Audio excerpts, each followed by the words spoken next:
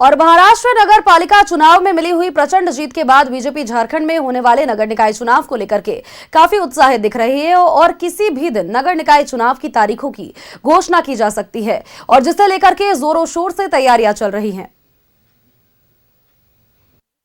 आधार पर चुनाव हुए थे, लेकिन झारखंड में दलीय चुनाव नहीं होना है। बावजूद इसके राजनीतिक दल फुल कॉन्फिडेंस में है।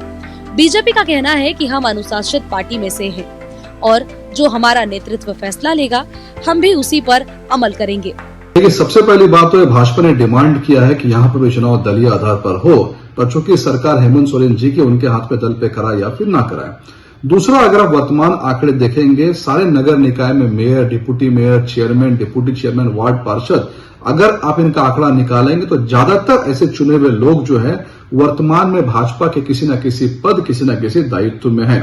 तीसरी बात, हमारी कोशिश है कि अगर दल के आधार पर चुनाव ना भी हो तो भी जितने भी नगर निकाय है वहां पर हमारे वरिष्ठ नेता बैठेंगे और एक कंसेंसस डेवलप करके पार्टी की तरफ से एक कैंडिडेट जो है वो डाला जाएगा चुनाव में। एक ही सीट के लिए बीजेपी से कई उम्मीदवार तैयारी करते हुए नजर आ रहे हैं।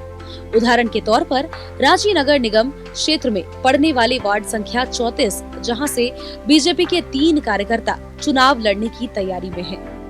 भाजपा प्रदेश कार्य समिति सदस्यों और खूंटी से बीजेपी के प्रभारी सत्यनारायण सिंह ने कहा है कि पार्टी की बैठक होगी और उसमें तय होगा अनुशासित तरीके से एक एक व्यक्ति ही चुनाव लड़ेगा ताकि पार्टी को नुकसान नहीं हो। वही बीजेपी विधायक सीपी सिंह ने भी अपने सलाह और सुझाव नवनिर्वाचित प्रदेश अध्यक्ष आदित्य साहू को दिए हैं।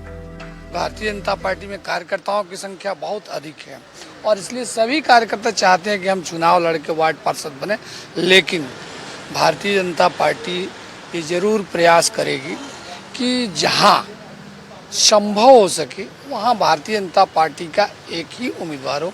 इस बात के लिए भारतीय जनता पार्टी ने कमर कसा है और अध्यक्ष जी से बात हुई थी, उन्होंने भी कहा कोशिश जरूर करना चाहिए और सब लोग कोशिश करेंगे तो हम लोगों का भी एक उम्मीदवार होगा तो वोट नहीं कटेगा, तो ज़्यादा संख्या में भारतीय जनता पार्टी के कार्यकर्ता चुन के आएंगे। नगर निगम के लिए चुनाव के लिए एक अलग से ही मंडली कार्यकर्ताओं की बनाई गई है और उसकी बैठक कल ही होने वाली है और उसमें क्या निर्णय होते हैं पार्टी के। जनता पार्टी कैसे जीत का दावा करती है?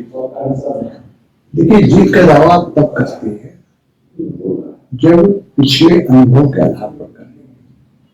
दूसरा है कि कार्यकर्ताओं को एकजुट करने का काम किया जाएगा। और कल मैं माननीय आदित्य साहू जी के स्वागत अभिनंदन समारोह में आग्रह किया था, माननीय अध्यक्ष जी पूरे झारखंड के अंदर अपने जिला अध्यक्षों को यह निर्देश दें कि अपने अपने जिला के अंदर जहां भी नगर निकाय चुनाव होना है वहां के कार्यकर्ताओं को बैठा कर और एक सहमति बनाकर एक एक उम्मीदवार को मैदान में उतारा जाए। अब देखने वाली बात है कि 48 नगर निकाय क्षेत्र में भारतीय जनता पार्टी को कितनी सीट मिल पाती है। हाल ही के दिनों में बीजेपी ने भी प्रदर्शन किया था, जिसमें नगर निकाय चुनाव की जल्द से जल्द घोषणा करने की मांग की गई थी। साथ ही दलीय आधार पर चुनाव कराने की मांग और ईवीएम के सहारे चुनाव कराने की मांग की गई थी। कैमरामैन राजा के साथ रुचि शर्मा की रिपोर्ट।